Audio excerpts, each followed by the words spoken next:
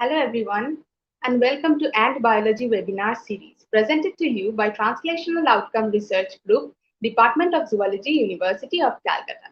As you are already aware of the fact that in this series we not only focus on biology, but also how biology is interconnected with various other disciplines in science and arts and all other subjects that are present.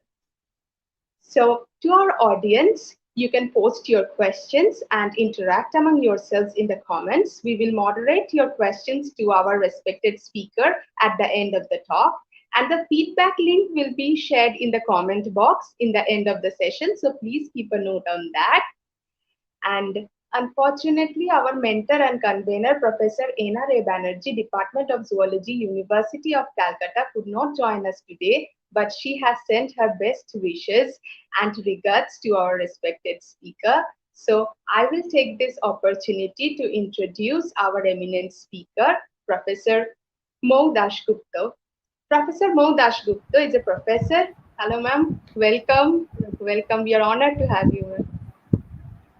Professor Mohdash Gupta is a professor of Sanskrit in Department of Sanskrit at University of Calcutta, India. She completed her BA and MA from University of Calcutta and was first class first in both the courses and was the recipient of the prestigious Asian Scholarship and Gold Medal respectively. She did her PhD from Jadavpur University in Rig Vedic Science ascribed to female seers, a socio-cultural study. She worked as head of Sanskrit Department CU, the acting senior secretary of University College of Arts and Commerce CU, and course coordinator for PhD courses at few among others. Apart from that, she had made contributions to other professional and public sectors. She had been a part of prestigious advisory boards like the member of advisory committee and editorial board of Robindra Rachanaboli and Bankim Rachanaboli of Paschim Bongo Bangla Academy, Government of West Bengal, and member of Spelling and Grammar Committee, Government of West Bengal since 2011.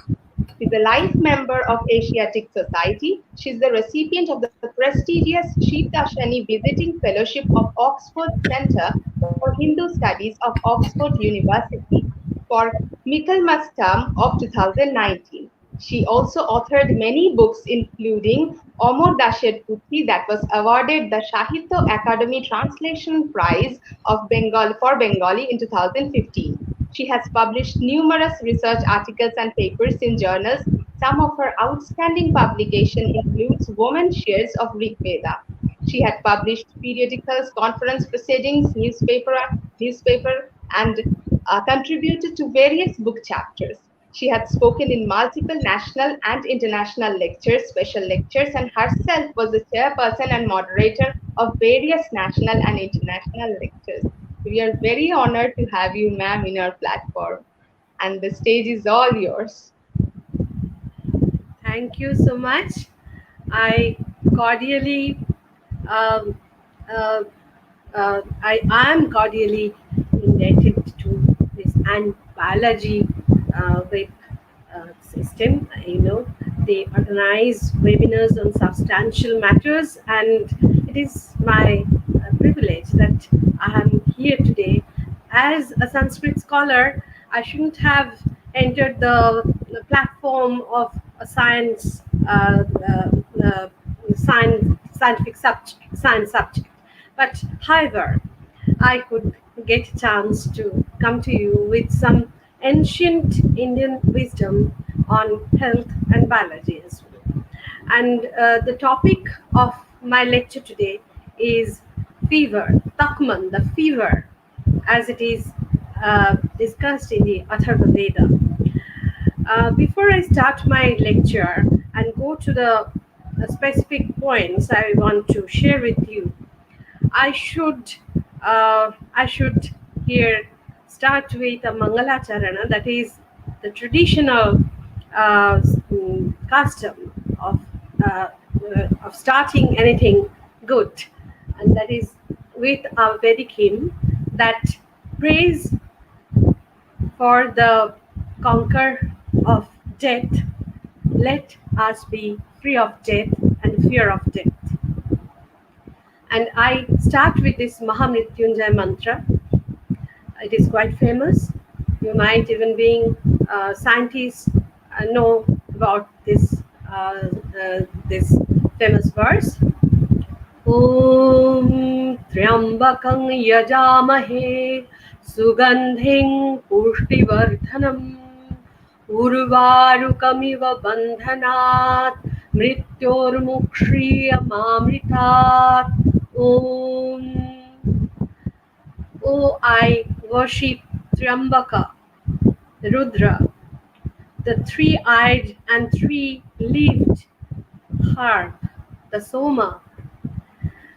May he, may he free me from the tie of death, fear of death, as easily as a goat is freed from its point of its what should I say? It is freed from its tree, the ripened gourd. Like that, please free me from the death, but do not free me, do not let me lose from Amrita, that is immortality. So we do not want death, we want immortality, both physical and spiritual. Now, coming to the Vedas, you must be knowing that it is the oldest literature of the Indo-European people, especially in India. Ancient Indian wisdom is called in a nutshell the Vedas, and it is at least of 3,500 years back literature, which contains still today the wisdom of the great ancient Indians, who call them Aryas. Arya is not the name of a race, but it is a kind of social custom that they were used to. They were socially reformed and cultured and called themselves Arya. Arya Aryan people are those who observe certain principles in their life and maintain certain protocols and followed a particular way of life that led them towards development, towards progress. And these Indo-European people, whatever they had as their valued ancient wisdom, is preserved in the Vedas. And the Vedas are a literary, huge literature which is traditionally preserved orally. We must remember that it is an orally preserved huge literature coming down from the generation before to the generation next, totally orally. And even nowadays, even now, you may find some of the Vedicis who can remember the whole Vedas by heart, especially in Kerala and in other South Indian states. You will find such Brahmins who know Vedas by heart, and they can actually recite it to you as it was used to be recited in the hoary past. However, talking about the Vedas, the word Vedas means wisdom, and it also means the eternity, the knowledge, something that you acquirement. These senses are all comprised in this one word, single word, Vedas. And uh, these Vedas are the most sacred treasure that the ancient Indians had.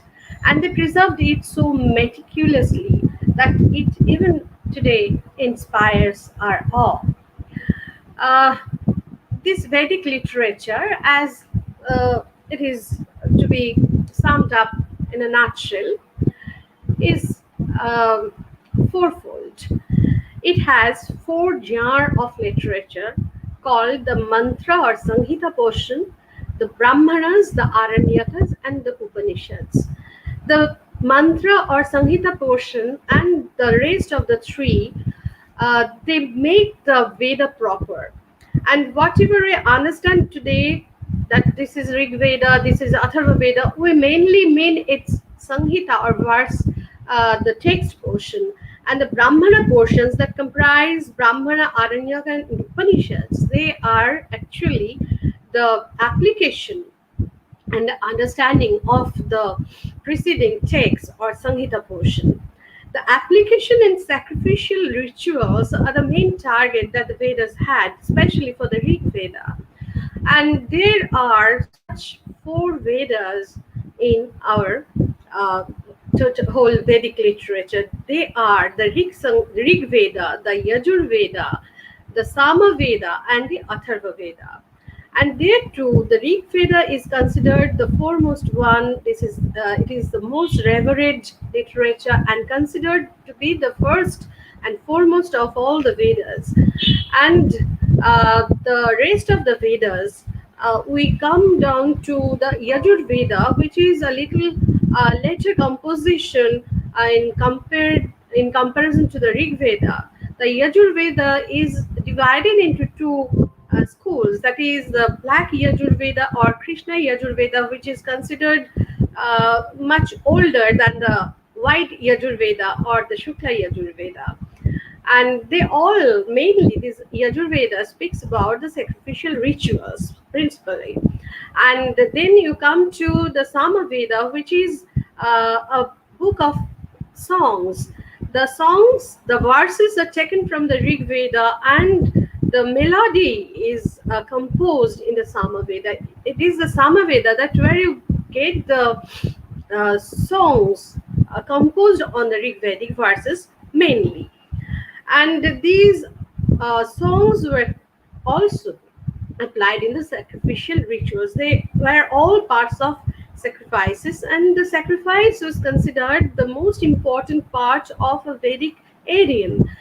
Vedic Aryan cannot be understood apart from the sacrifice he had to follow from the very beginning of his life, better to say, even before he was born, when he was conceived, when the Vedicarian was conceived, and when if, he was born and he went through various stages of his life, he had to go through many sacrifices which solemnized him and purified him for the next stage. And therefore, you may understand the sacrifices or yajnas to be a part of the Vedic Indians. You cannot understand the Vedic Indians, the Vedas, if you ignore the sacrificial sides of it. And then we come to the Atharva Veda. Atharva Veda is the fourth Veda, and sometimes it is held a little lowly. They say that Atharva Veda is not that aristocrat as the other three Vedas are, because the other three Vedas, they speak of the Shrauta rituals, which were comparatively intricate, and they were complex, and they couldn't be performed by the sacrificer himself. So they required professional help to perform the sacrifices, which are called the Shrauta rituals, which are prescribed in the three earlier Vedas, and they were all expensive and had great deals. But for the Atharva Veda, we get different sets of sacrifices. I just said that the life of the Vedic Aryan was divided into so many sacrifices that his life itself was a sacrifice. And like a sacrifice has its many parts, you have to go part by part to complete, to finish a sacrifice. Like that, a human life also had many parts to go through, and all of the parts were held as a part of the sacrifice, the yajna, that is his life. And as an important part of his life, his body, his material body, the earthly body is very important. And how to keep this body healthy and intact is a question of importance. And that care was taken by the fourth Veda, and that is Atharva Veda. So you may find that while the other three Vedas spoke of his achievement, particularly in afterlife, when he is no more in his body and his departed soul is gone somewhere he doesn't know, he must secure his place after in the afterlife. And that's why most of the Shrauta rituals or Shrauta sacrifices prescribed by the earlier three Vedas, they aim to. But the Atharva Veda, that is the Veda for mundane world, for the daily life, and people who are common people who live this life, this earthly life, they did require many things apart from securing a good place in their afterlife. And that is the care of their body, that they may have a healthy and prosperous life. They may have a long life, a life without any hindrances. They may live peacefully together with their fellow neighbors, and they may also get prosperity, whatever is required for this worldly life. Therefore, some rituals were prescribed for them who wanted to live this earthly life um, healthy and prosperly. And therefore, this Atharva Veda is sometimes called the Veda of common people, and it does not require a professional help to perform the rituals or sacrifices prescribed in the Atharva Veda. Therefore, it is much more closer to the common people, and therefore, they used it daily for their daily need. They sought help to the Atharva Veda, and that is why sometimes it was not considered as the Veda proper. And you may hear that the Vedas were called Trayi in ancient times. Trayi, the word literally means the trio. The trio, the Rig Veda, the Yadur Veda, and Sama Veda, these three so-called aristocrat Vedas are called the the trio, the aristocrat trio.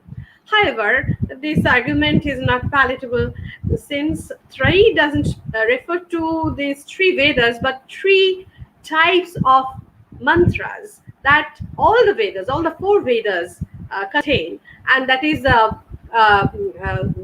mantras in verse, mantras in prose, mantras in songs, in musical mantras, that is Sama, and these three types of mantras are called Trayi. And in Rig Veda, you mostly find the poetry form of the mantras, versified mantras. And in Yadur Veda, you may find also the prose mantras. And in the Sama Veda, I have already mentioned that the songs are there. The songs, the verses are sung on melody, in melody, and it is something composition that the musical composition is the Sama. These musical compositions are nothing but the mantras themselves.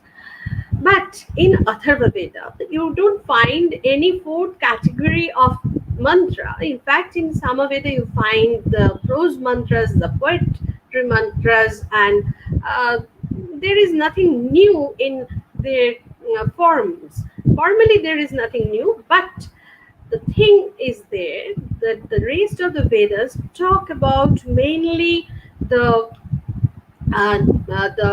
the interest of the next world, the afterlife must be to be secured, and these things which you cannot acquire by any direct method, that is advised by the Vedas.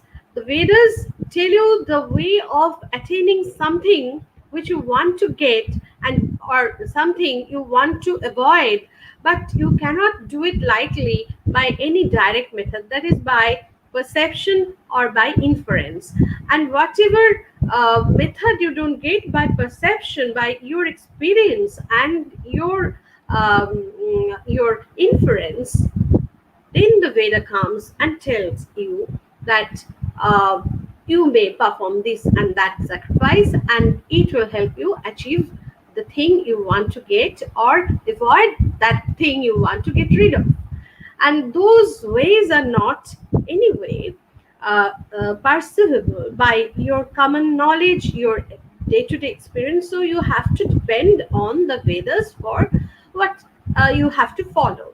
You may question the Vedas that how should I know that if I perform this sacrifice, then I will be rewarded with the heaven in my next life. The Vedas will say that no, you don't have the right to ask me. Whatever I say, you have to take it for granted. Whatever I say is the authority. The Vedas are the ultimate authority. The Vedas are the authority, and you cannot verify what it says about the next life, about the afterlife, or about this life as well. You may say that there are some there is no rain for a long time, and you seek rain. The Vedas prescribe you to perform a certain sacrificial ritual that you might get heavy rainfall after that, and without verifying the truth that it is really so that if you perform this sacrifice, you will be rewarded with this abundant rainfall. You have to follow what the Vedas say.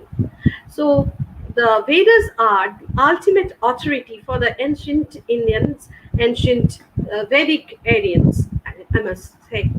But for the Atharva Veda, when you say that okay, I want some peace in my family, I want a long life, I want my diseases healed, I want harmony, and I want something other, some all mundane things whenever you want to get, but you don't find any way after trying hard to get them, to acquire them by uh, any means that is that comes from your experience from this mundane world. The inference or the exponential world cannot provide you that way that you might fulfill whatever you want and whatever you want to get rid of. There comes the Atharva Veda. It prescribes some sacrifices that the ordinary man can perform themselves. They don't need to seek a professional help to perform the sacrifices, the complex rituals for them, but their target is fulfilled since they could themselves perform the sacrifice. And this type of sacrifices are called the Grier Rituals. And these rituals are mainly prescribed in the Atharva Veda. And there in the Atharva Veda, it has, we must take it also for at least 3,500 years old. Some portion of Atharva Veda is as old as that of the Rig Veda. So you cannot decide that this was not that ancient and we can deal it in a different way. It's not that. It is also a very old literature, and it helps us to know the life of the ancient Vedic people. And there it has a huge source of information. And particularly, their day to day life is so magnificently contained in the Atharva Veda, from their practices and the remedies it offered. You can very easily guess what type of problems they faced, what kind of wiles and woes these ancient people had, and their even their psychological problems are also retained in some of the hymns of the Atharva Veda. All the Vedas had as their ancillary literature some Shauta Sutras that are later literature that sums up the ritualistic sides of all the Vedas teach. And for Atharva Veda, we have Kaushika Sutra. Kaushika Sutra is of quite a later origin, but it classifies all the literature of the Atharva Veda in 10 categories. And Maurice Bloomfield, who was a very profound Vedic scholar, he, following the Kaushika Sutra, did a classification. He did categorize the hymns of the Atharva Veda into 14 categories, and there you find all aspects of human life discussed in and dealt with much care. And these I may mention some of this category. You may well understand what topics the Atharva Veda dealt with. There was there were Ayushya hymns. Ayushya means the hymns, the mantras that were recited and practiced to get long life. There were Bhaishajya hymns that cures your diseases and gives you a healthy, problem-free, hassle-free life. There were Shantika hymns, and it was actually the psychological. It was to drive away the psychological disorders of people. Whatever you call that the man is possessed, we call it Bhutavesha in Atharva Veda. That man is possessed, that he is not normal, he is behaving in an abnormal way, and common people thinks that he is possessed by some spirit or something. And this is a serious psychological disorder dealt by Atharva Veda in a psychological way. If you go minutely through the hymns, the words of the hymns and verses, you will find that this is nothing but a psychological treatment of the patient. And these are all prescribed in the Atharva Veda. There were Paushtika hymns for prosperity of common man's life, earthly life. There are Sangmanasya hymns that were recited for the friendliness of the neighbors and also the members of the family. There were even Abhicharika hymns, that is, I want to do harm to my enemy. I can apply some black magic to him, and that black magic, though they are not encouraged by the Vedas proper, they are in fact they are not suggested to perform by anyone. That ma abhicharitavyam, that ma abhicharito, don't practice black magic. But there are hymns which teach you how you can punish your enemy who is just disturbing you. And apart from that, there are so many varieties of hymns like Prayaschitta, the penance, the purification, Raja Karma, the duties of a king, Vivaha Prakarana, the marriage hymns, Bhratya Prashansa, Mani Dharana, Dushvapna Nashana, and all these things, all aspects of human life are contained or retained in these 14 categories of hymns we find in the Atharva Veda.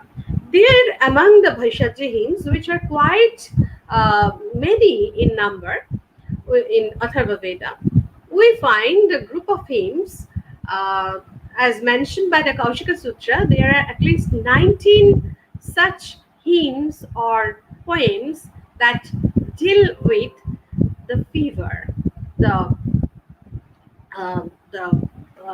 just healing of fever. And they thought that the fever is caused by some evil force, and that evil force is called Thakman. And in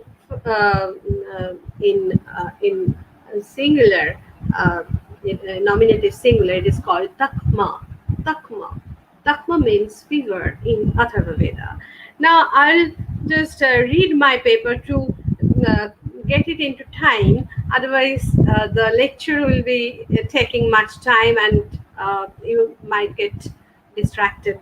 So it is better that I follow my lecture in a written way. I'll read it out, and sometimes I'll explain when it is necessary. One of the most important Atharva Vedic hymns, that is, I have already mentioned, there are so many kinds, the Bhaishajya hymns, and among these Bhaishajya hymns, you have at least 19 Thakmanashana hymns. They belong to Thakmanashana group, Thakmanashana Gana, a subgroup of the Bhaishajya hymns. One of the 10 main groups of Atharva Sutras. That the divinity here is Thakmanashana is an afterthought. Thakma is an evil force that is the cause of the fever or a kind of disease. I must not mention that Thakma is generally equated with fever in Atharva Veda. We have to try hard to understand what Thakma exactly indicates in the Atharva Veda. Uh, the Takma, that is the cause of fever, the evil force, is to be driven away. And that is the meaning of the word Takma Nashana. Nashana means to drive it away, to kill it. That evil force must be driven away, must be killed, we must get rid of it. That is Takma Nashana. Uh, so, a few general remarks of on Thakman may be made here. The word does not occur in Rig Veda. It is quite interesting that the word Thakma is not occurred in it. It does not occur in Rig Veda and is more or less restricted to Atharva Veda, where it occurs frequently. Four complete whole hymns are devoted to Thakman, that is the evil force that causes fever or the disease. And these four hymns are, uh, I must mention that the Atharva Veda has 20 books or chapters, and we have these four hymns scattered in various chapters, and the first, the fifth, the sixth, and seventh chapter of Atharva Veda. But it is quite interesting that uh, the hymn uh, addressed to this evil force that causes fever is not always called Takmanashana in all these four places, four hymns. In the first book, it is called Jwaranashana, the the poem that is used to drive away the fever is called Jwaranashana. In fifth chapter, it is called Takmanashana, and it is the most elaborate hymn, and it will be the most. We'll just get hold to this hymn to discuss the nature and variety of Takma that I am going to speak on today. In the sixth chapter or sixth book of Atharva Veda, this type of hymn is called Yakshma Nashana. That is, Yakshma is consumption, and consumption is a kind of takma, as it also consists of fever. And in the seventh chapter, it is called Jwara Nashana. Jwara is a common term for fever, which is still current in Indian languages, and it is obviously a matter of interest that in later literature, later classical Sanskrit literature, you never get the word takma in the sense of jwara. In fact, the word takma is not seen to be used in any other literature, be it in the Vedic or in the classical Sanskrit literature. Thakman is a typically Atharva Vedic word found only in the Atharva Veda, and this word is replaced by the word jwara in other Vedic literature as well as in the later classical Sanskrit literature. In the books of Ayurveda, you will find the fever called as jwara, but never as takma. So takma is a very interestingly Atharva Vedic word that we are going to discuss today. However, this word we do not find in Rig Veda.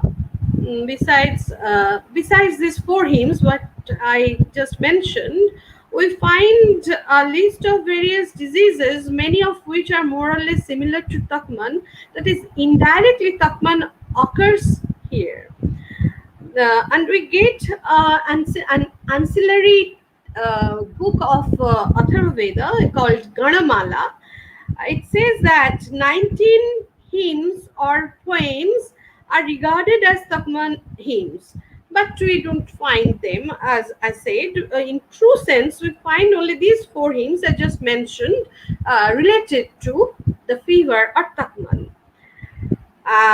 What does that word actually mean, Thakman? We understand Jwara as fever, but Thakman is a rather unknown word to us.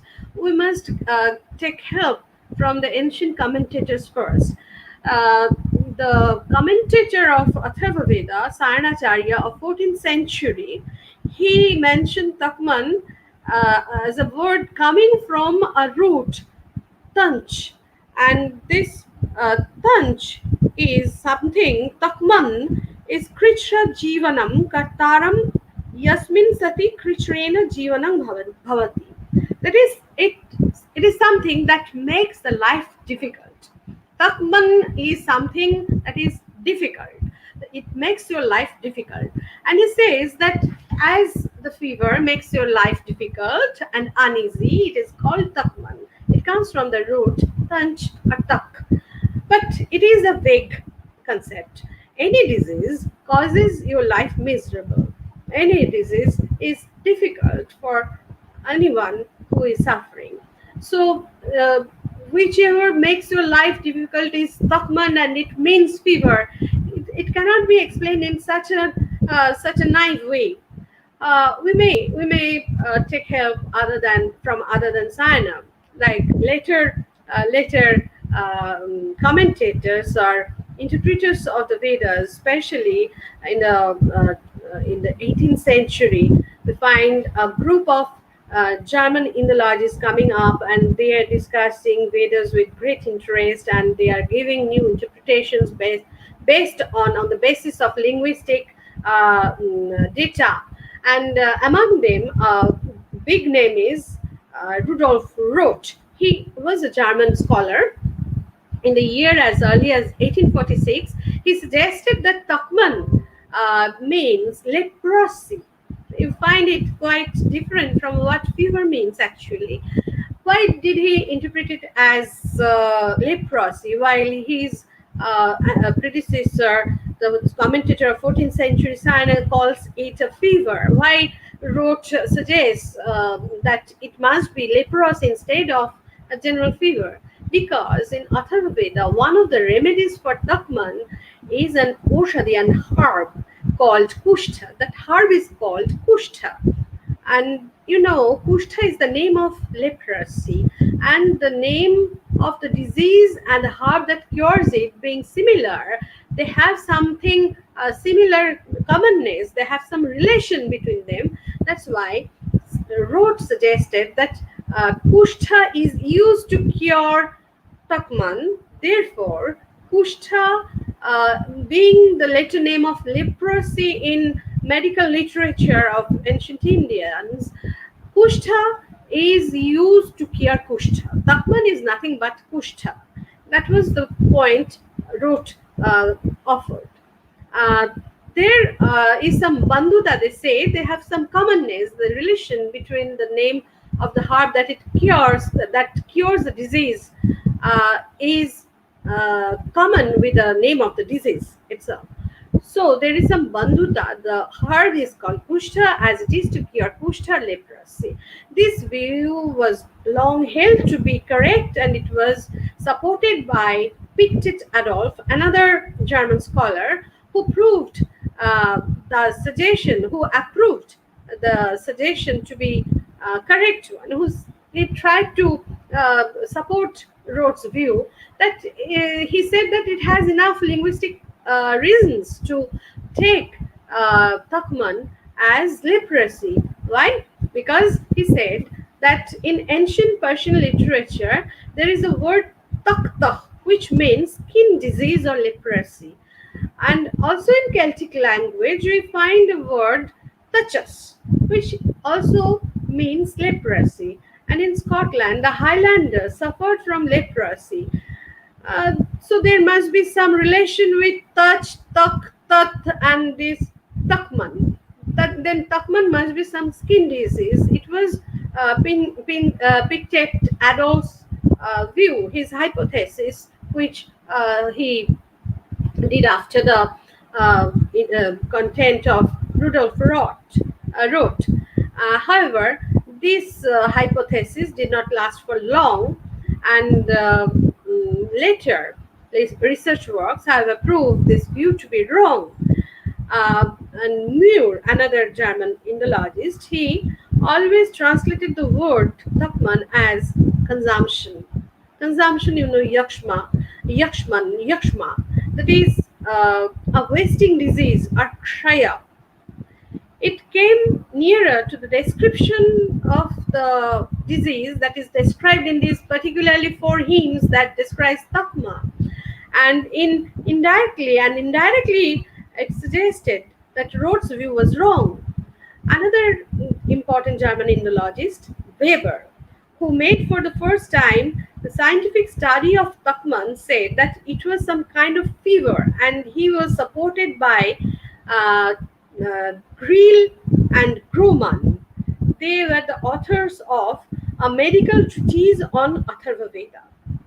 This medical treatise on Atharva Veda, is quite a famous book, and it earned a quite wide reputation in 18th, 19th century. Afterwards, we get good medical interpretation of the medical treatment of the Atharva Vedic hymns in J. Filiozak's Classical Doctrine of Indian Medicine. There, there you may find the Atharva Vedic references to different medical and biological issues. However, this book of Grill and Grumman, they supported Muir that Thakman does not refer to any kind of leprosy or consumption in particular, but it means fever. But which fever? This is the question. There, these two authors differed in their opinions, where Grumman, who studied Atharva Veda from the medical point of view, specifically stated that it was malarial fever. But his co-author Grill, however, says that it is a blanket term for all kinds of fever. The Thakman is a blanket term. It refers to any kind of fever.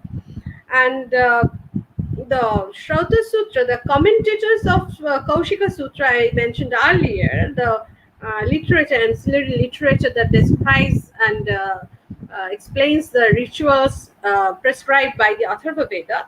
There is Kaushika Sutra, which is of quite later origin, and Kaushika Sutra was again explained by two great scholars, ancient scholars, traditional scholars, Keshava and Darila. They said that Thakman signifies Jwara. They specifically said, like Sayana was even later to this two, the Arila and Keshava. The Arila and Keshava in earlier age, they said that Thakman is nothing but Jwara. The peculiar thing to be noted is that in classical medical texts like Charaka Sanghita, Sushruta Sanghita, there Jwara is common. And in classical literature, Jwara means fever. But the word does not occur in Atharva Veda. You don't find the word Jwara in Atharva Veda. That is something very interesting. While Thakman, which is common in Atharva Veda, is totally absent in classical literature. Why should the word Thakman not be used in classical literature, and why should it be suppressed by Jwara is a difficult problem and needs extensive study. It is not decided yet why the word Thakman is used in Atharva Veda and not Jwara, and why Thakman couldn't find its place in later medical texts. However, uh, uh, now we come to the etymological meaning of Thakman that was first attempted by Sarna. As I said, that Thakma means difficult, which makes your life difficult, it makes your life miserable, is Thakma. Now we discuss it from a closer view. That is, Thakman is derived from Tak, and Tak means to rush at or to overwhelm. It is a disease which rushes at or attacks a person. But if you explain the word in this way, we are not satisfied with the correctness of this etymology because it doesn't give the particular symptom of fever. Since any disease, in this sense, can be said to be Thakman because any disease attacks a human body. Hmm.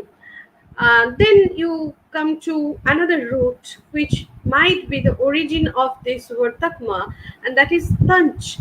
It means to contract. This is interesting. To contract or to tighten up.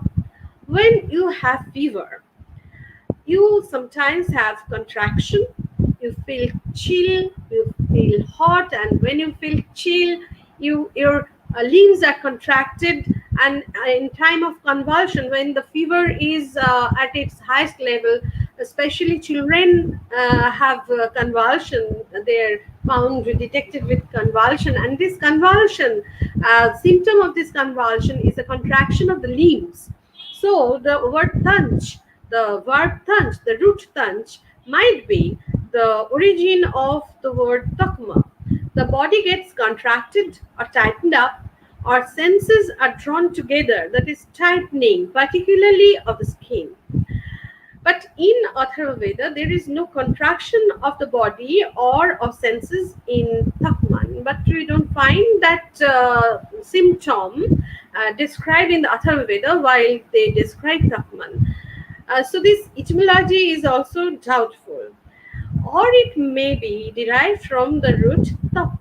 Tap means heat. It is synonymous with jwara. Jwara also means that burns, and tap, that you get tap, to heat, to burn. That is tapana, is the sun that burns you, that gives you heat. And the disease that gets a burning sensation, and you are heated with it in your limbs, that is called, that is tap. And from tap, the word takman might have come, since often in ancient Sanskrit, in Vedic language, you find that uh, ta is replaced by ka in some cases. Therefore, Thakman, that is the disease which causes you a burning sensation or some heat, it produces heat inside you, is called Thakman, and gradually it is pronounced as Thakman. It might be the case. The linguists can prove this, that it might be the case. However, here in this platform, we must not deal much with the linguistics point of views on the origin of the word Thakman, but we must come to the point what exactly the nature of the disease Thakman was. As I have mentioned in the title of my lecture, that the fever, I have mentioned it generally as fever. So I must come to the point why Thakman must be considered as a fever. In Atharva Veda, the diagnosis of Thakman is not lucid, but vague and mixed up. The symptoms of Thakman, as we find it from the four specific hints I mentioned earlier, there we find from the point of view of therapeutics, that is the kind of treatment, the combination of various treatments, the nature of a disease can be judged when the symptoms are not very clearly given in an ancient literature, but its remedy, its treatment is described. From the treatment, you may guess what actually the disease is. It's like a back calculation. That is from the point of view of therapeutics, the nature of a disease can be judged. But in the case of Thakman, this therapeutics is not scientific, much scientific, I must say, but in many cases symbolic. That is the problem, that you get the therapy, but all the therapy are not very materialistic, not very what you say, that is you cannot verify it, you cannot take it as something solid, a concrete remedy for the disease.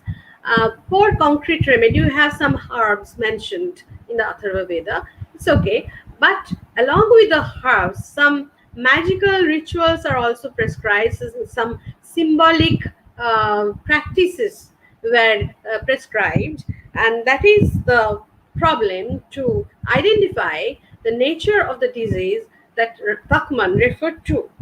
Now proceed to discuss the main symptoms of Thakman. What symptom we get from the hymns addressing Thakman?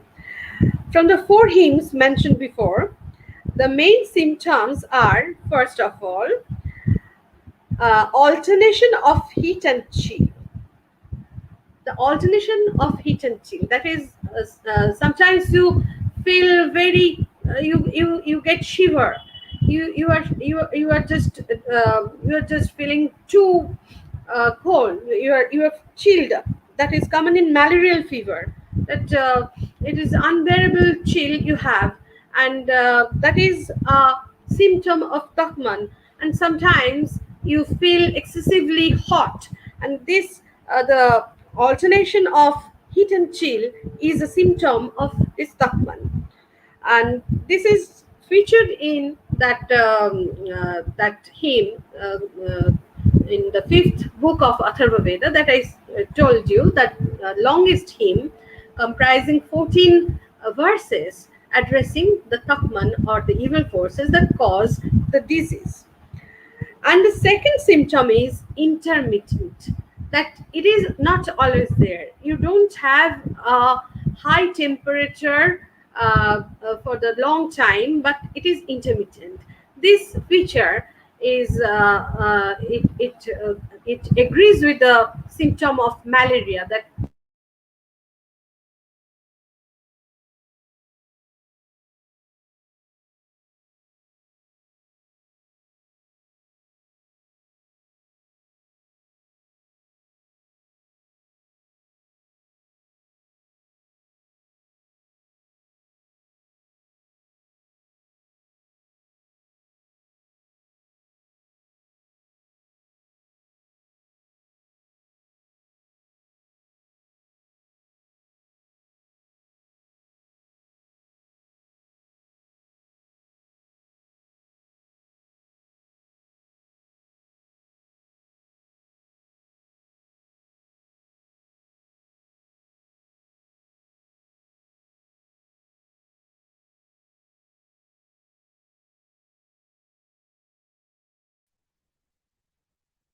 Uh, we are having facing some technical issues, so ma'am will be joining us soon. Please stay with us, all our audience. Ma'am soon will join us.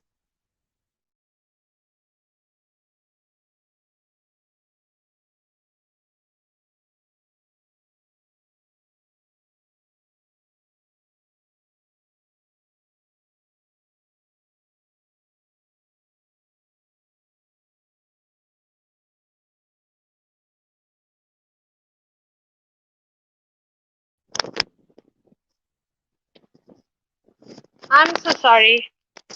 I'm so sorry, but I don't have to apologize since it was a technical fault.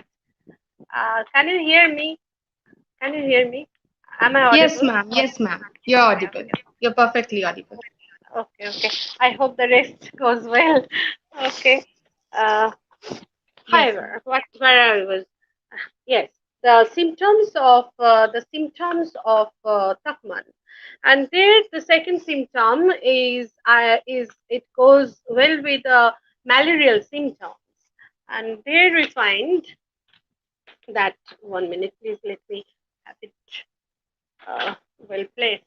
Since, yeah, now it's okay. Hmm.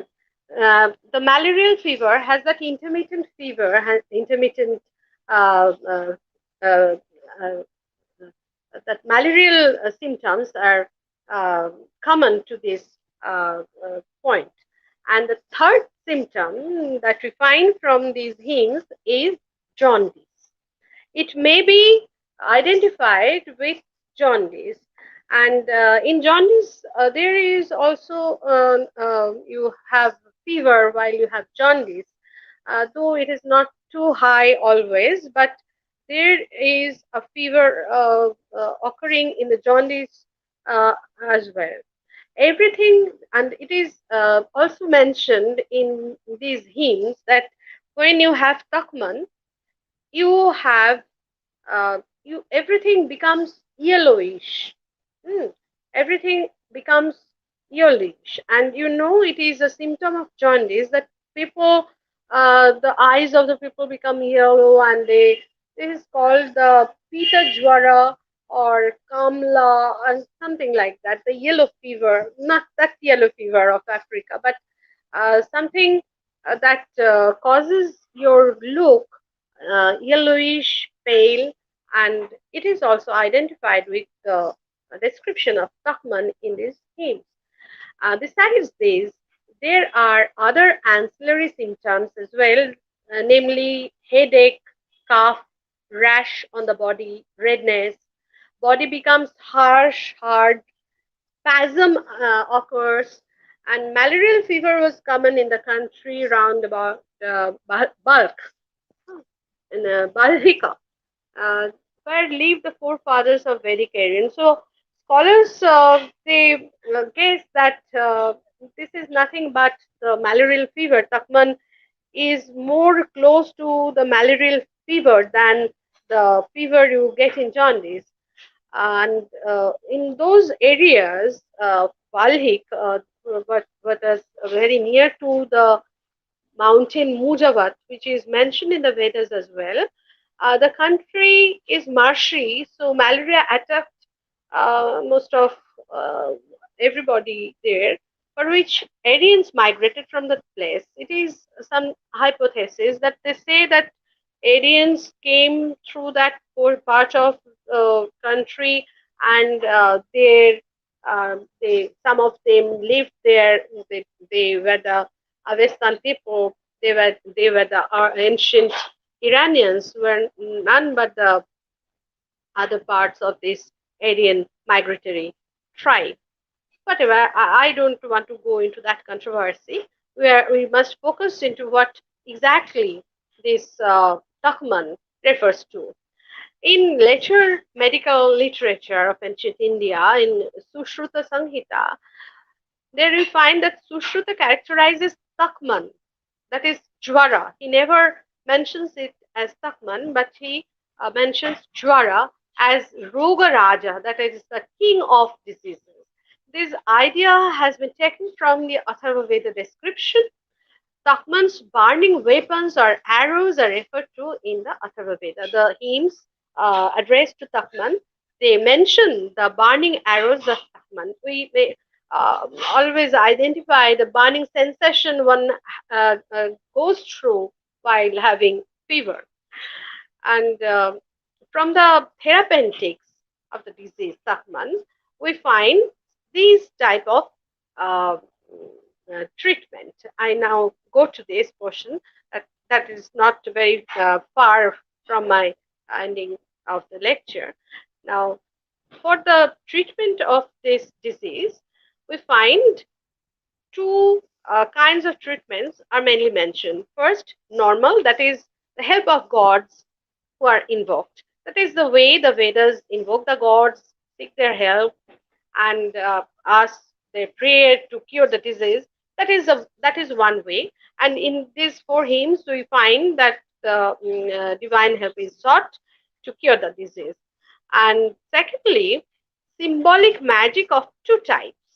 Symbolic magic, that is also of two types. First, exorcism, to drive out, that is to driving out the disease by magic formula, or abhichara, that I said, to drive your enemy down, that is called abhichara, by magical word, mantra, or action, rituals, kriya. By mantra or rituals, they try to drive away the disease. And this exorcism is also divided into two kinds. That is one that is in flattering or propitiatory, that you propitiate the evil force, flattery that, oh, you are so great, you are such and such, please, please have mercy on us, please leave us, and don't be angry with us, don't give us pain with your wrath. And that is one kind of, that is a flattering or propitiatory thing. Another is that is here in this kind of phrases, Thakman is glorified and is asked to go away. This is exorcism through euphemism. Another kind of exorcism is through vulgar, abusive, or threatening language. That is, you are just abusing the disease and ask it to go away, go where you can. You just leave this person and go far away. And another thing, another treatment of this disease is attractio, attractio similium, which is, we may explain it by the term homeopathy. That is to cure the disease with its own symptom. In Kaushika Sutra, we are told of some kind of magical action by which Thakman, the heat, is to be driven away by another kind of heat.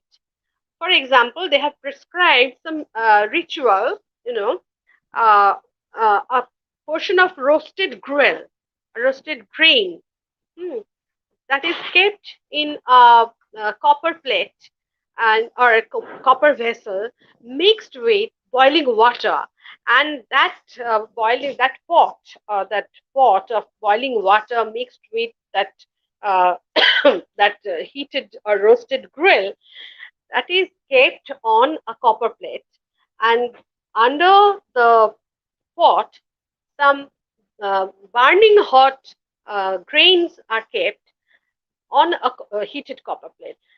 So the entire thing is something that is very hot, and that hot thing is kept on the forehead of the diseased person. The person who is suffering from Thakman is treated with such a hot plate that contains another hot pot of water with burning hot grains. That is counteracts the heat. It is called in Sanskrit that vishang vishasya aushadham, that the poison cures the poison. And here we find that heat is applied to counter act the heat. Here the remaining part of the roasted gruel is put in a copper plate. In coppery plate there is much heat, as copper is a good conductor of heat. Then there is a mention of water fire, that the fire present in water, that is a very hot water, boiling water. This fire is to be derived from forest fire. That the water pot was it was heated on woods, burning woods, and that hot water was placed on a copper plate. Then there is the mention, yes, boiling water is mixed in it, in that roasted grains.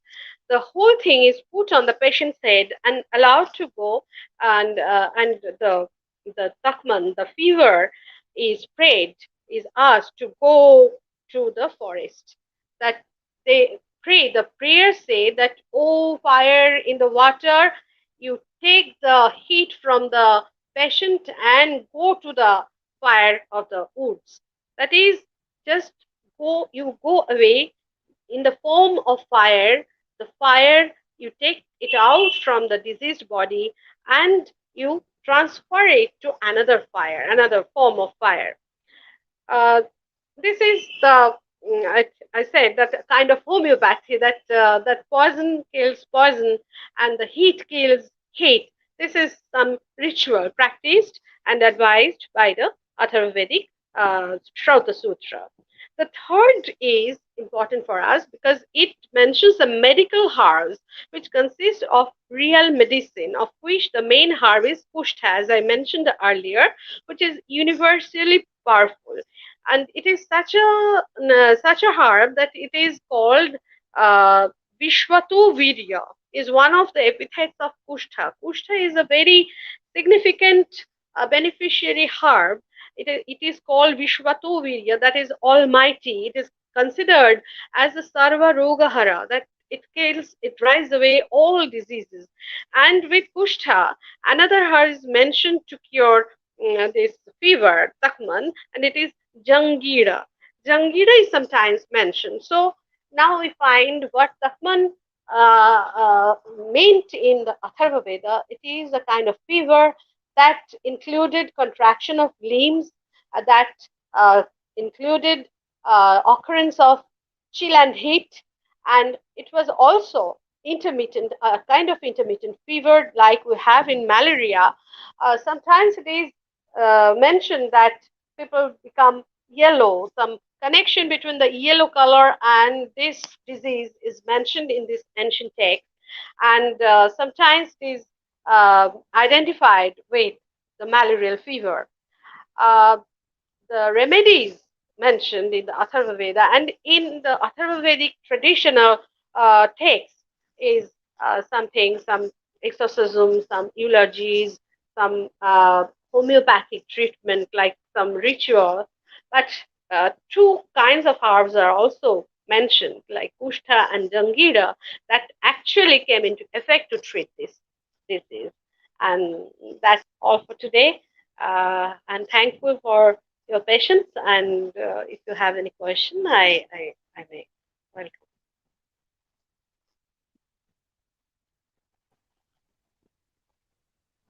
Thank you, ma'am, for your wonderful lecture.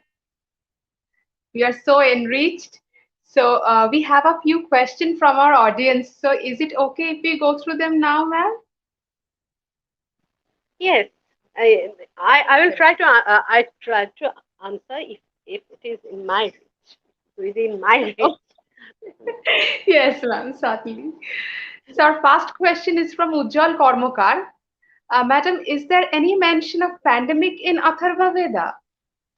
No, no such pandemic is mentioned, but we hear of different diseases, and it is easily understandable that at that period of time, people were afflicted with many diseases, and hardly they had a long life. They enjoyed a long life. There are so many adversities in the nature, in the form of disease, in the form of natural calamities, and also wild beasts were there. There are so many uh, uh, uh, I must say, what they had to face was not very agreeable situation for human life. So there were much praises for the omnipotence of the gods, that they are taken care of, people are taken care of, and they are spared of all evils. But no such mention of pandemic is found there, over there in the Atharva Veda. Okay, ma'am. Thank you for your explanation. Our next question is from Purobi Bhatto, and I think you have answered it, ma'am. But Kushta and Thakman are same disease. She wants to No, know. no, they are not. The herb to cure Thakman mentioned in the Kaushika Sutra is called Kushtha. It is the name of the herb. And Thakman, as it is described in the Atharva Vedic text, is nothing like that. Kushtha is a skin disease, it is leprosy. But Thakman has nothing to do with leprosy. Therefore, Kushtha is not Thakman. Thakman is described as something when people in which disease people have fever, high fever, and contraction of limbs, and it is intermittent as well as you get attacks of heat and chill frequently. And so it cannot be equated with Kushta or leprosy. The only similarity between these two is the name of the herb used to cure Thakman is Kushta, while Kushta in Sanskrit refers to leprosy, a skin disease. Thank you, ma'am. Our next question is from Mr. Anirban, and he wants to know Atharva Veda believes human sorcery causes disease, and 1.28, 428, and 530.2, and evil eye produces disease, whereas witchcraft cures them. Would you throw some light on this form from your vast repertoire? Actually, that is always considered that people got diseases from the evil eyes of their enemies, and these enemies, these diseases which cannot be detected clinically, that why did this person get this and this disease, and where he got this infection from. This were this remained often undecided, that they didn't know its source. So they they decided, they came to this conclusion that when you don't find any apparent cause of this disease, there must be some evil force that resides in the eyes or minds of the enemies you have, that who are jealous of you, who want your harm, want to do harm to you. It must be their abhichara, that some black magic they're performing. Even not only they are not always performing black magic, but the evil wish they have in your mind, they also have some impact on harming your health. These were the ancient beliefs of ancient people. But I cannot mention readily offhand here that what witchcraft, the diseases, witchcraft. Yes, there are many such things that you get mentions of Shatrunashanam hymns and Dushwapna Nashanam, and also there are so many hindrances in common people's life that were prayed to be driven away by the Holy Spirit. So it was there, very much there in the Atharva Veda. And that's why you get a quite number of hymns called Shanti Swastayana. You have this Mani Dharana, that is wearing some, they say that money is, we call it maduli, that is what is the term, I have forgotten.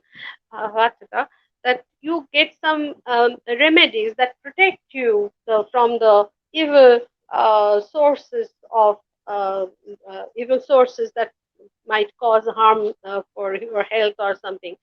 And there were so many hymns like that, Abhicharika and Shanti Swasthana, Vashikarana. This all deals with this belief that uh, people do believe, people do envy their enemies, or they do envy other people, and which could harm them. So to protect them from those evil forces, they used to where this money or madhuri, whatever we say, and other things, they prayed to their gods to protect them from. Thank you so much, ma'am, for clarifying. So, our last question is from Shohili Bishash. Is there any reason behind emerging this COVID pandemic in Veda? Because it is mentioned that occurrence of pandemic might hit the world. I don't know. I don't know whether in the Veda any COVID pandemic is mentioned, like Bhavishya Purana or something. In the Vedas, we hardly find any forecast or soothsaying process. It's not like that. They mention their problems, particularly in Atharva Veda. They seek divine help to get rid of these problems. The difficulties they face in their, that makes their life miserable. But for the future, that such and such diseases may occur, and there will be a pandemic or epidemic. Such soothsaying was is not found in the Vedas. At least I don't know that if there is any. As far my knowledge goes, I don't know any such soothsaying that it forecasts, it gives any kind of soothsaying. I must say that it will occur in future ages. Uh, this, this, I don't know from where you have got this idea, but nowadays there are so many things. Words are uh, they're just spawning words, and they say that this is found in ancient literature. They have the earlier wisdom for had this forecast and all these things. I don't have much knowledge about Okay, ma'am. Thank you so much, ma'am, for your explanation. Our mentor and convener, Professor N.R.A. Banerjee, has joined us, and I will now request ma'am to give you the ending note and vote of thanks. Thank you, Akashlina. Thank you so much, Professor Dashgupta, for making time for us. And although I could not welcome you, I was very much there and listening to your talk. So I would like to ask our moderator if she will permit. Akashlina, can I ask some questions to our esteemed speaker? Of course, ma'am. Of course. So you made a comment at the very outset that and biology being a science platform. So I would like to clarify that it is time, and you ended with another very critical comment that many people are just picking up things from the scriptures and interpreting it in a way which is convenient for them, and probably also using it as a propaganda. So I think as a scientist, we talk about multidisciplinarity, and biology. Today's Saturdays are dedicated to experts from outside of biology to speak from a perspective, because biology or life sciences is such a complex discipline that one cannot address it from any one particular angle. And to really draw a solution, one has to look at the various aspects of life, which is not just the life sciences. In our lab, we work on technology development, and technology development and science cannot work without society. It has to be very grounded in society, in our local and global reality. And at the same time, as COVID-19 has shown us, it is very steeped in culture. So there is this ingrained patriarchy in science that talks about objectivity. However, as a biologist, I find there should not be any, objectivity at all, because even as a scientist, when we interpret the data, it is the humans positioned in his or her society and culture, spirituality, identity, that interprets the data and come up with the theories that make science. So today's lecture was, I think, in a genre of its own, and you spoke so nicely and you were smiling all through. And most importantly, you started with that hymn. These are the things that as a scientist, I feel Akashlina is my direct student, and even in my classrooms, I say that in science, something which is lacking is the value education, is the positing in our culture, and the identity of the person who is the future scientist. So I would like to ask you, Professor Dashgupta, that Sanskrit, when the students opt for subjects, they usually opt for something that will give a job. But higher education is about knowledge and it is about skill, and together it forms that contribution that makes us continue on our life's path. But I feel that Sanskrit is more of a portal that opens the doors to many things. And today in your lecture, we got a glimpse of that. So, as a professor of Sanskrit, would you like to tell us a little more about how you feel that this cross-disciplinary, this interdisciplinary exercise, the interpretation in light of what we know, interpretation, the correct interpretation, it is always the context that matters. Because you were saying something earlier on and you said it's symbolic. So if our interpretation is we just take it as the Dhruboshatto and we just do it, it might not work because we are forgetting the context. And this nuanced interpretation of a subject, who better to explain to us than a proponent of Sanskrit? Please, Professor Dashgupta, what is your opinion? Thank you for your valued opinion. Uh, in fact, Sanskrit, to be a Sanskrit scholar is like holding a key to the vast literature that comprises not only the literary aspects but also the scientific and the other kind of literature that built up the huge wisdom depository of ancient Indians. That is, you have the key to unlock uh, uh, the repository of wisdom of a certain period, and that period is not a very small one, a long that is extended over millennia, and you have the clue to enter there. And as you have said that being a Sanskrit scholar, what do you think whether the interdisciplinary studies should be made with the science subjects with the Sanskrit department or something like that? You will be happy to know that nowadays a major tribe is noticed that the ancient Indian wisdom in scientific studies must be explored, and it must be included in the syllabi of different scientific disciplines. And that's why you get the ancient terminologies, the Indian terminologies, in terms and technical terms that are often used as uh, the what should I say, the technical terms used in the medical science or in other uh, technical literature as well.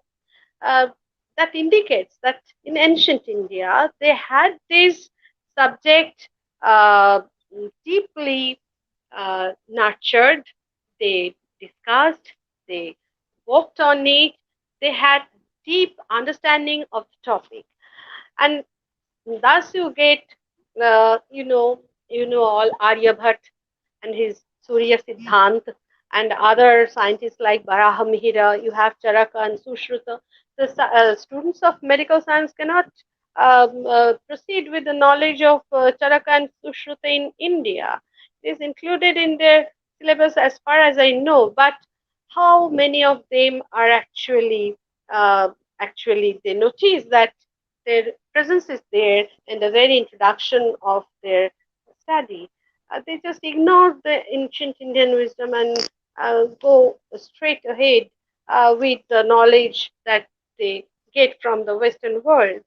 Uh, if you don't look at your root, what you had here in earlier times, and you are repeating the same exercise for years and years and come to the same conclusion, then you are wasting your time. Why don't you take help from your ancient wise people who did so much, who worked so much and developed the subject in such a intricate level, such minutely they worked on it? Why don't you seek help from them?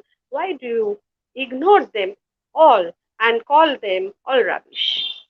Nothing is tenable. So it is high time that we must feel, we must honor each other. Like we, the Sanskrit scholars, we are often ignorant and not willing to know what science teaches us today. We are often uh, we just overlook what the scientific contributions and what progress science makes nowadays. We don't keep a day-to-day data of it, but uh, it is also needed for us if we want to contribute, we want to pay tribute to our origin, that is Indian wisdom. We must be aware of what science teaches us today. Then only we may work together with the scientists and render them help and insight in what ancient Indians did about the same subject what they are dealing now with. And that is the point. We must be also up to date with the progress of scientific knowledge, whereas the scientists, they must be a little less snob with the Sanskrit scholars. That, oh, these people, they say everything was there in the Vedas and they don't want any progress. They are so reluctant to have any new ideas. Not that. So You, these are you the two went extremes. to One, as you experiment. rightly pointed out, that one is the snobbishness and the entitlement, because scientists and people trained in Western science and Western way of thinking, science and technology, have a very great sense of entitlement, which is ultimately counterproductive because we are closing our eyes to other possibilities. Which again, let me share with you that I had COVID and I was in our lab. We work with various phytochemicals, and many of it we take from the Ayurvedas. The Ayush ministry, as you know, promotes science and technology in a slightly different way. So I will ask you about what you just said, that unless our identity, and not in a blank just take whatever is their way, but with reason, with understanding in the right context, what do you feel should be the role in this decolonization process? What you just said, that our imperialists thought everything is rubbish, but now it is coming back. And what I was saying, I had COVID, and many people in the audience who had COVID will know that there is a very bad dry cough at the end, especially after day 9 onwards. There's a very bad cough, and you can't do anything about it. Steroids and fluticasone and all this, really doesn't help. You know what helped in the end? It is hortuki, and the outer bark of hortuki, which is there in 2 rupees in the Dashakarma Bhandar, you get it, and it is present in all the Hindu rituals. So Hinduism, more than a religion, it is a way of life, একটা ব্যবহারিক জীবনের কিছু discipline. তো এইখান থেকে, if I come back to the science, that decolonization process, with the steroids and this and that, and there is all this controversy about the drugs, and we know about the $1 zillion vaccine industry and the $1 trillion drug industry. And here it is, your 2 rupees hortuki, which is right there, because after every pujo, you just, put it in a little container and keep it for the next pujo, and in your alcove or something. So that decolonization process, that freeing our minds, on the one hand, from that whatever is there, you just blindly follow it, no. And on the other, whatever is there is rubbish. So we would like to hear from you, a Sanskrit scholar, how does one go about that decolonization process of freeing our minds of that prejudice? We must have mutual respect for each other. That is the point. If you don't respect the other part, then you have lost the half of it. You just try to think why Hartuki and Amalaki, these two things are such respected herbs in all Indian rituals, because they are like something that cures all diseases. It has such remedial values that they are included in the rituals. Hartuki is used in the pujas. Why?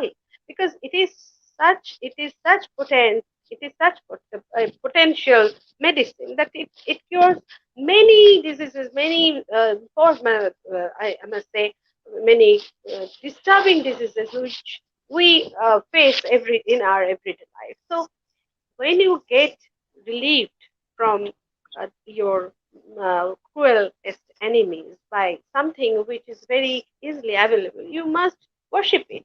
That is the point. You must respect it. That's why it is placed in the puja. But we often forget the point why we worship Hartuki, why we place Hartuki in the pujas.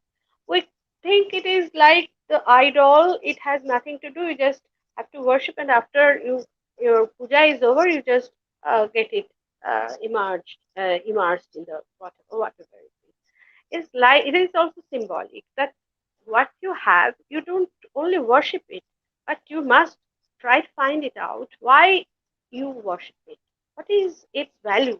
And that is the point why the scientists and the I should say the subjects, modern subjects, rather, they should look up to Sanskrit, not in a way that, oh, it must be either it must be worshipped or it must be thrown away. This is not the thing. And the Sanskrit, for the Sanskritis too, they have to admire, have to respect the modern subject. It is not that you are entitled to criticize the thing only when you have knowledge of it. If you don't know what it says, you cannot out and out reject it. That is a point, that you must mutually respect each other.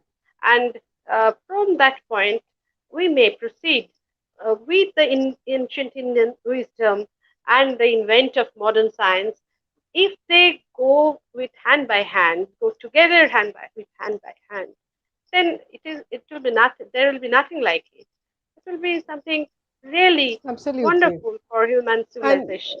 we always talk about harmony, so that harmony must also come, I feel, even in the way we practice our subjects in Right, higher education, because you will remember when we gave that what is that thing that you can choose, Akashlina, that CBCS, CBCC, CBC. right, so right. choice based credit system. So that was Yes, the whole point, that let them also in a sort of a cafe mode. Somebody from physics can take Sanskrit and understand at the postgraduate level.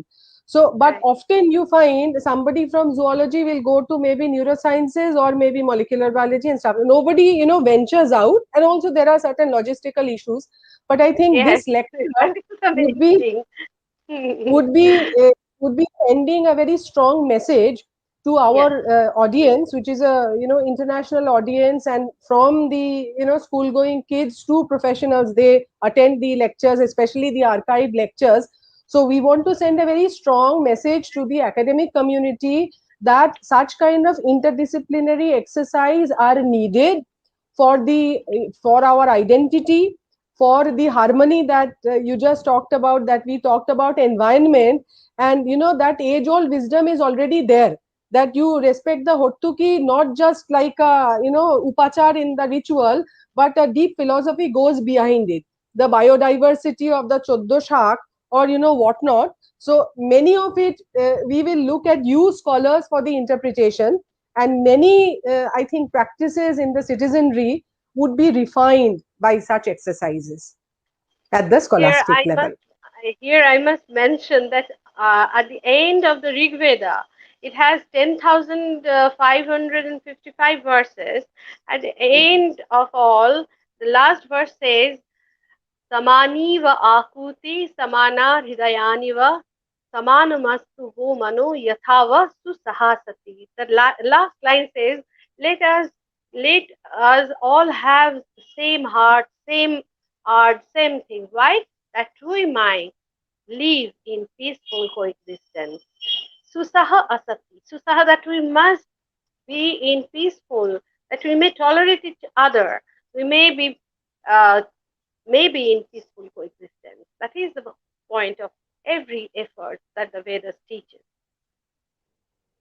So, on that note, and I was just going to tell you that Professor Dashgupta, just as you started with the hymn to calm our minds so that we are ready for the discourse, why don't you end with something? And uh, appropriately, you have just ended with that harmonious note. So, what can be a more befitting way of ending today's lecture? So thank Yes. you so much, Professor Dashgupta. We hope to have you back again. We must have this discourse, and we will take some of the discussions offline for collaboration. And thanks to our audience, we were much enriched by today's lecture. Thank you. Thank you Thank so you so much. much. Namaskar.